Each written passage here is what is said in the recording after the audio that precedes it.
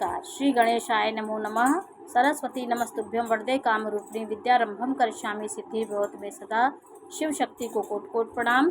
मेरे श्रोतागण, मैं आज आपको आपकी कुंडली, जो आपकी लग्न कुंडली बनती है, और आपकी कुंडली के अलावा एक कुंडली आपके वैवाहिक जीवन की को देखने के लिए नवमांश कुंडली का विश्लेषण किया जाता है। नवमांश कुंडली में ग्रह की स्थिति यदि खराब है, आपके लग्न में भी खराब है और नवमांश में भी ग्रहों की स्थिति खराब है, तो आप पूर्ण रूप से आपका ग्रह कमज़ोर है। उसका बहुत विधि विधान और बहुत उपाय से वो ग्रह मजबूत हो सकता है। यदि दोनों कुंडली आपकी डी चार्ट जो है, नवमांश कुंडली एक राशि के नौ भाग करके जो निकलती है, उसको नवमांश कहते हैं। सूक्ष्म विश्लेषण के लिए नवमांश कुंडली का अध्ययन किया जाता है। आपकी नवमांश कुंडली की स्थिति देख करके आपके सूक्ष्म विश्लेषण करने के लिए हम नवमांश कुंडली देखते हैं। जैसे लग्न को हम देखना है, जैसे आपकी कुंडली में लग्न की स्थिति अच्छी है और आपका लग्न का स्वामी अच्छी राशि में बैठा है, उच्च की राशि में बैठा है, और नवमांश कुंडली में भी लग्न आपका अच्छा है, तो आप शरीर से स्वस्थ रहेंगे, शारीरिक सुख आपको मिलेगा, बीमारियां आपको नहीं घेरेंगी। इसी प्रकार यदि लग्न की सूक्ष्म विश्लेषण के लिए हम नवमांश कुंडली का अध्ययन करते हैं। जैसे यहाँ पे तुला लग्न है, तुला लग्न का स्वामी देखिए चतुर्थ भाव में बैठा है, ये दिग्बली होकर के बैठा है। यहाँ पे लग्न मजबूत है कुंडली में भी, और नवमांश कुंडली में डी चार्ट में भी आपका ये शुक्र मजबूत है। तो आपके किसी ग्रह के सूक्ष्म विश्लेषण के लिए हम नवमांश कुंडली का विश्लेषण करते हैं। आपकी कुंडली में सप्तम भाव की स्थिति देखना है, विवाहिक जीवन आपका कैसा होगा, विवाह आपका कैसा होगा, इसको देखने के लिए नवमांश कुंडली के सप्तम भाव को देखना है। यहाँ पे देखिए सप्तम का स्वामी पीड़ित है, सप्तम का स्वामी 12वें भाव में बैठा है, अपने कन्या राशि, उसकी बुद्धि उसकी शत्रु की राशि है, शनि के साथ यहाँ सप्तम भाव का स्वामी बैठा है, और डी चार्ट की कुंडली में भी, नवमांश कुंडली में भी राहु के साथ मंगल है। तो आपको ये वैवाहिक जीवन में आपके तकलीफ देगा, आपका वैवाहिक जीवन अच्छा नहीं होगा। विवाह होगा भी तो आपकी कलह की स्थिति होगी, तलाक आपका हो सकता है, आपके जीवन में विवाह विच्छेद हो सकता है, हर तरह की समस्या यहाँ देगा।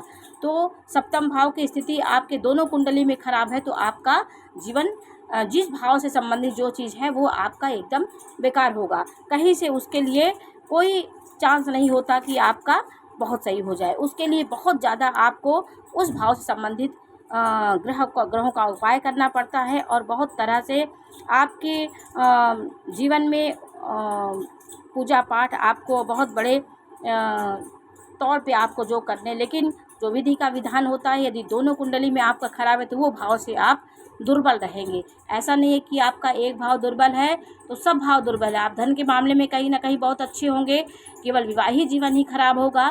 तो और चीज़ों को देखिए, कुंडली में 12 भाव होते हैं, 12 भाव में सब भाव किसी का नहीं अच्छा होता है। ये महापुरुष होते हैं जो कभी कभी जन्म लेते हैं, उनकी कुंडलियों में ग्रहों की स्थिति ऐसी होती है कि जो महापुरुष जन्म लेते हैं।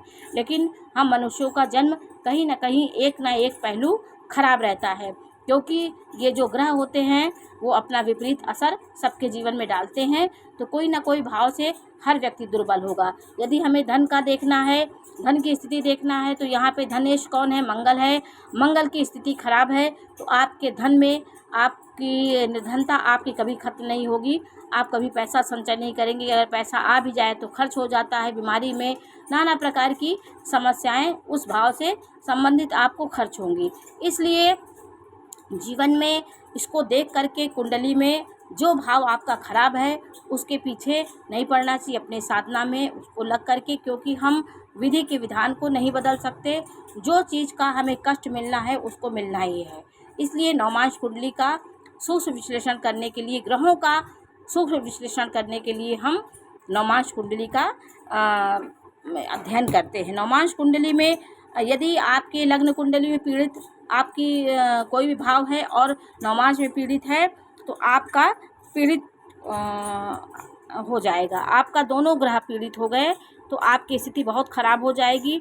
बहुत परेशानियों के साथ भी आपकी कोई समस्या आपकी हल नहीं होगी, और बहुत ज़्यादा आपको जीवन में निराशा का सामना करना पड़ता है। तो बृहस्पति यदि नवमांश कुंडली में आपका लग्न का स्वामी चतुर्थ भाव में बैठा है और उसमें भी अच्छे भाव में बैठा है, बृहस्पति के साथ है, तो आपके लिए ये अच्छा योग होता है। तो नवमांश कुंडली और लग्न कुंडली के ग्रहों की स्थिति देखने के लिए हम दोनों का विश्लेषण करते हैं। ये विश्लेषण सटीक होता है।